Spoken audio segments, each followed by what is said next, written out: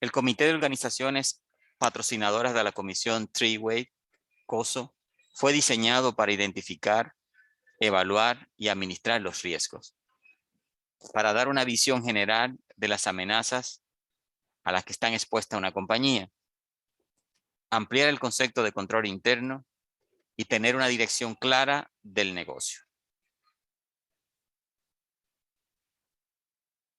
El informe COSO 3 está dirigido para empresas pequeñas, donde aplica como el marco para diseñar e implementar un control interno de reporte financiero o un coste razonable. Eso es un ejemplo. ¿Sí?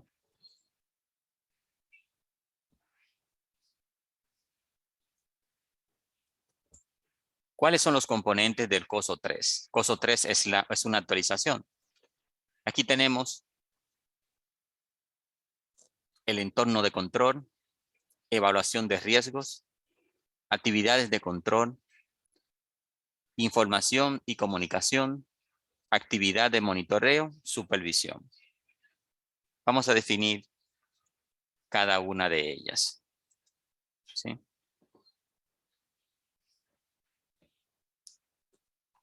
El ambiente de control define parámetros para gestionar el control interno de la compañía que tiene que ver con la estructura organizacional, las políticas administrativas, ética institucional y las relaciones de jerarquía, la autoridad y responsabilidad, así como la integridad, los valores de la compañía y la filosofía administrativa.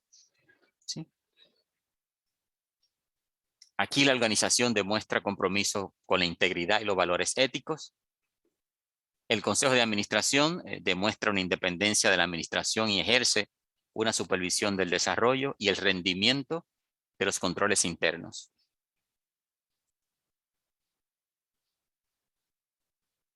El principio de evaluación de riesgos. Durante la evaluación, los riesgos se identifican y se analizan de acuerdo a la probabilidad de impacto y frecuencia para conocer sus posibles consecuencias y en caso de que se presenten.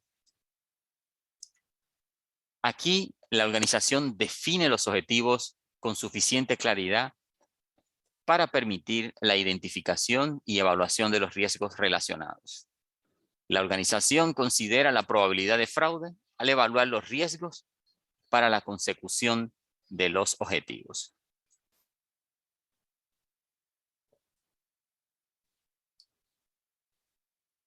Actividad de control.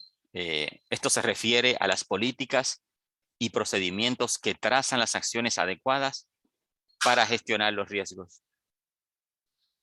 Tomar decisiones que favorezcan la operación y el logro de los objetivos.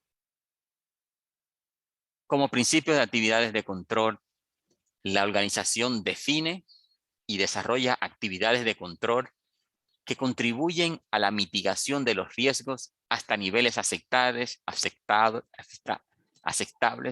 para la consecución de los objetivos.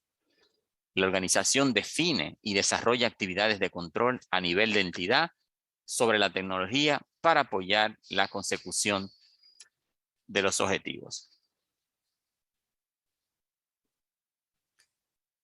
Información y comunicación.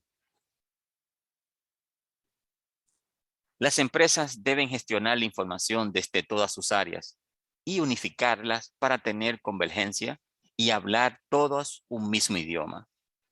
La información es uno de los activos más importantes de la organización. Yo diría que es el más importante activo que tienen las empresas hoy en día.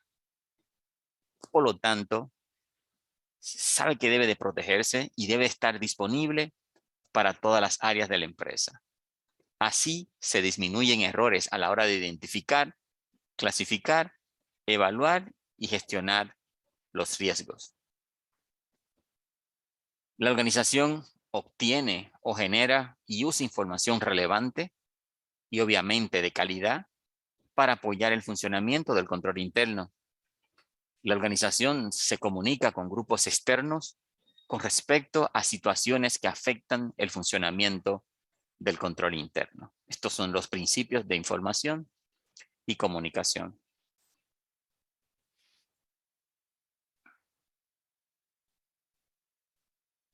Vamos a hablar acerca del monitoreo.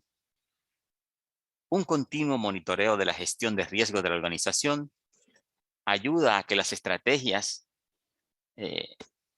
para mitigarlos sean efectivas y se disminuyen errores que puedan afectar las metas. Además, sirve para comprobar la efectividad del control interno. Una adecuada gestión de riesgos se logra con supervisión y monitoreo continuo, así como evaluaciones frecuentes. Estos principios en donde la organización selecciona, desarrolla y realiza evaluaciones continuas y o separadas para comprobar cuando los componentes del control interno están presentes y efectivamente están funcionando. La organización evalúa y comunica deficiencias de control interno de manera adecuada a aquellos grupos responsables de tomar la acción correctiva.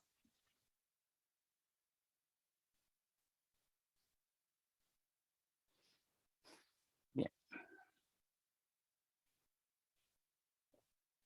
Vamos a hablar ahora acerca de la velocidad y persistencia de los riesgos. La velocidad del riesgo se define como el tiempo transcurrido desde que ocurre el evento causa del riesgo, hasta que los efectos del mismo comienzan a afectar la entidad, es decir, cuando ya se empieza a sentir el impacto. La persistencia del riesgo consiste en cuánto tiempo permanece el riesgo afectando a la entidad una vez que ha ocurrido el evento que lo desencadena. Aquí vemos la panorámica, identificación de riesgos, la velocidad del riesgo, que ya acabamos de explicar lo que es, el análisis de riesgo, la persistencia del riesgo y la respuesta a los riesgos.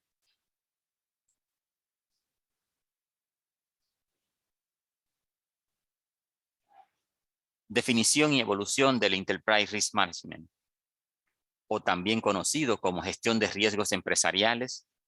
En los negocios introduce los métodos y procesos utilizados por las organizaciones para gestionar los riesgos y aprovechar las oportunidades relacionadas con el logro de sus objetivos. En otras palabras, no es más que el proceso de identificar y abordar metódicamente los eventos potenciales que representan riesgos para el logro de los objetivos estratégicos o para las oportunidades de obtener una ventaja competitiva.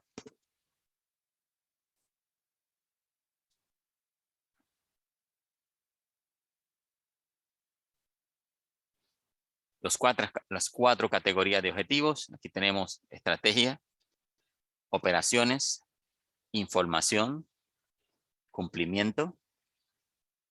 ¿Sí?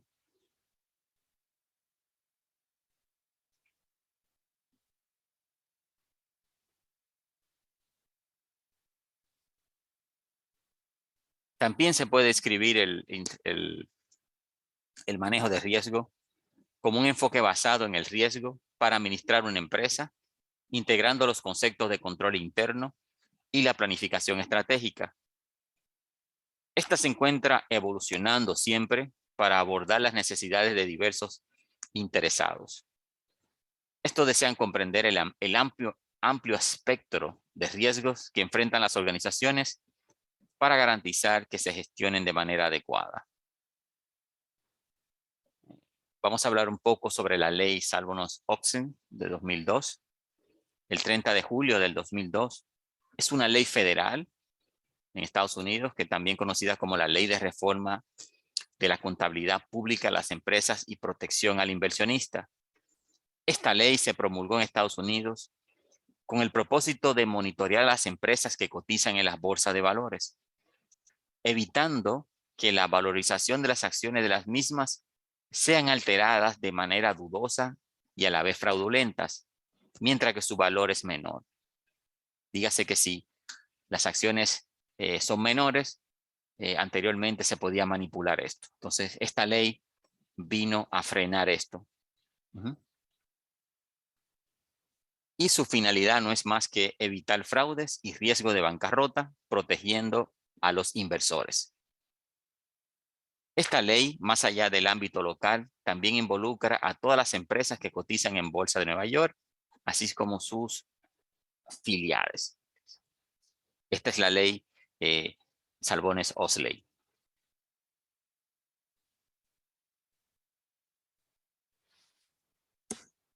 Bien, entonces, hablando acerca de los objetivos estratégicos, son los afines o metas que se impone cumplir una empresa o entidad pública. Se trata de una materialización de la misión que la organización desea ejecutar en un lapso de tiempo determinado.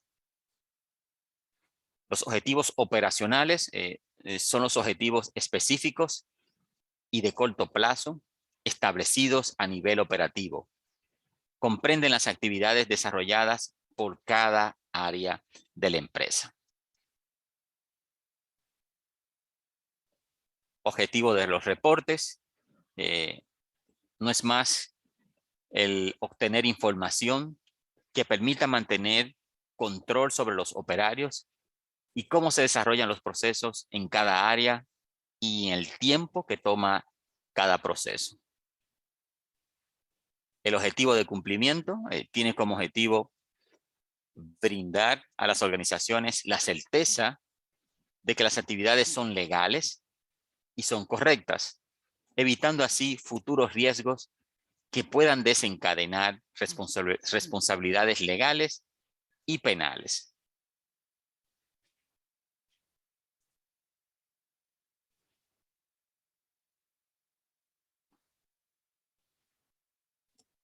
Aquí está la ley que le mencionaba ahorita, la Sarbanes-Oxley. Y como les decía, esta ley tiene como objetivo relanzar la responsabilidad corporativa, mejorar la manera en que la información financiera es distribuida, sobre todo combatir el fraude corporativo y contable.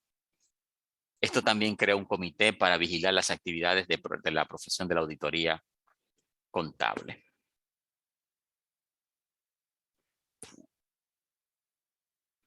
Los tipos de riesgos, bueno, tenemos los riesgos de desviación, riesgo de tarifas o comisiones, riesgo de políticas inadecuadas de ventas, riesgo técnico, riesgo operacional, riesgo de concentración y hechos catastróficos, riesgo del lavado de activos y del financiamiento del terrorismo.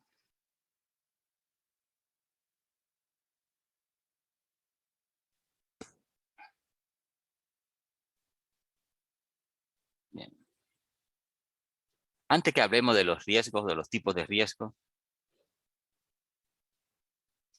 vamos a hablar un poco sobre el gobierno corporativo.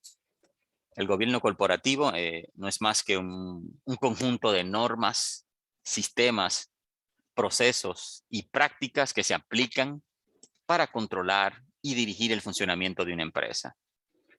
Lo más importante es que las normas del gobierno corporativo ayudan a fortalecer la posición ética de la empresa y que se apliquen las mejores prácticas corporativas. Entonces, volviendo a los tipos de riesgos, vamos a ver el riesgo de desviación. La desviación se refiere a una medida de volatilidad. Esto es un concepto clave cuando se trata de riesgo financiero, porque el riesgo financiero se ve como la posibilidad de que los rendimientos se dispersen en torno al valor esperado. El riesgo de tarifas o comisiones, cuando una entidad respalda, está incurriendo en un riesgo por el hecho de garantizar el cumplimiento de una obligación que recae sobre el avalado. Riesgo de políticas inadecuadas de la venta. Es el riesgo de adaptar políticas que excedan lo establecido, los principios básicos y el marco general de actuación para el control y la gestión de términos de ventas. El riesgo técnico.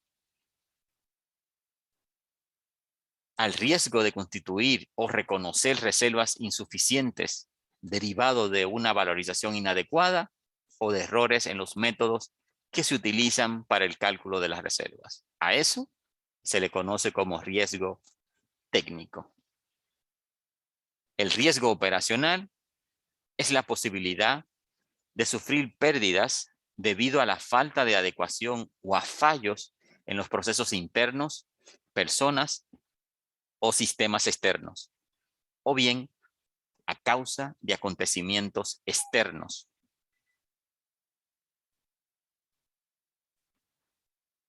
Riesgo de concentración y hechos catastróficos. Esto se refiere a una exposición que podría causar pérdidas que pudieran amenazar la solvencia o capacidad de mantener sus operaciones centrales en una institución financiera o de otra índole. Este riesgo, que tiene su origen en sucesos extraordinarios e improbables, pero que por su magnitud implican una elevada cuantía de los daños que ocasionan. Riesgo de lavado de activos y del financiamiento del terrorismo. Ese riesgo inherente que tienen y afrontan permanentemente las entidades supervisadas por su misma naturaleza de negocios, de ser utilizadas consciente o inconscientemente para el lavado de activos, dinero y para el financiamiento del terrorismo. ¿Sí?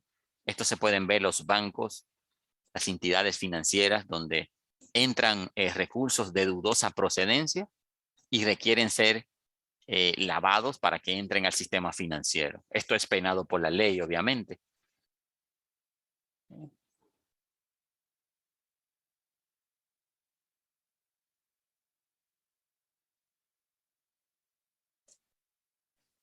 Riesgo de insuficiencia de provisiones técnicas. El riesgo de pérdida o de modificación adversa del valor de las responsabilidades derivadas de los recursos suscritos debido a fluctuaciones en relación con el momento de la ocurrencia, la frecuencia y gravedad de los sucesos asegurados, y en el momento y el importe de la liquidación de siniestro. Esto se trata de los riesgos de insuficiencia de provisiones técnicas. Los riesgos de crédito, esto se refiere a la probabilidad de pérdida debido al incumplimiento en los pagos de cualquier tipo de deuda de parte del deudor. El riesgo de mercado es el riesgo a las pérdidas del valor de un activo asociado a la fluctuación de su precio en el mercado. Riesgo de liquidez no es más que el riesgo que un activo tenga que venderse a un precio menor al del mercado debido a la escasez de liquidez. Repito, el riesgo de liquidez es el riesgo de que un activo tenga que venderse a un precio menor al del mercado debido a la escasez de liquidez o dinero en efectivo. Riesgo operativo es el riesgo existente en toda organización como consecuencia de sus actividades del día a día. El riesgo legal es aquel que afronta la empresa por el marco normativo al que está sujeta, es decir, a las reglas que deben de cumplir o seguir según el país donde se encuentre. Y nos estamos refiriendo a la posibilidad de sufrir pérdidas por el incumplimiento de mandatos obligatorios como pago de impuestos, declaraciones de operaciones, etcétera. ¿Sí? Todo esto dentro de los marcos legales de las leyes.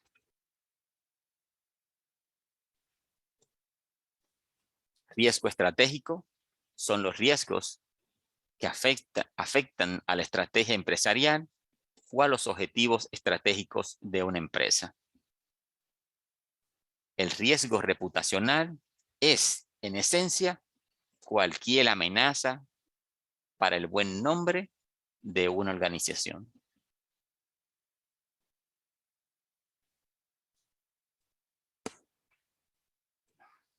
Tipo de técnicas de apreciación del riesgo.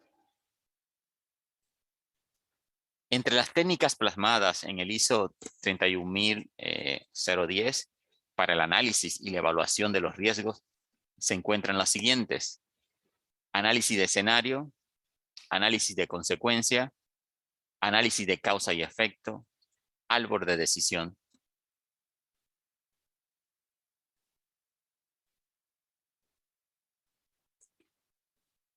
Y aquí, entre los tipos de técnicas que podemos ver para la apreciación de riesgo, tenemos lo que se conoce como el brainstorming o tormenta de ideas, que no es más que una herramienta de trabajo grupal que facilita el surgimiento de nuevas ideas sobre un tema o problema determinado. La lluvia de ideas es una técnica de grupo para generar ideas originales en un ambiente creativo. Dígase, el personal completo de un departamento se junta en un día para conversar acerca de los problemas del día a día y cada uno de esos empleados aporta ideas que pueden ayudar a mitigar o a resolver los problemas del día a día. Entonces, de ahí, de ese conversatorio ameno y en confianza y entre colegas, surgen muchas ideas que se pueden implementar. Y de eso se trata el brainstorming.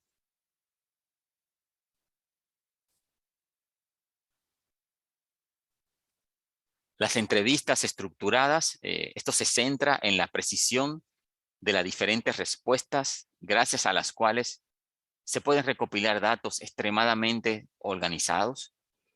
Cada encuestado tiene diferentes respuestas a la misma estructura de preguntas. Las respuestas obtenidas pueden ser analizadas colectivamente.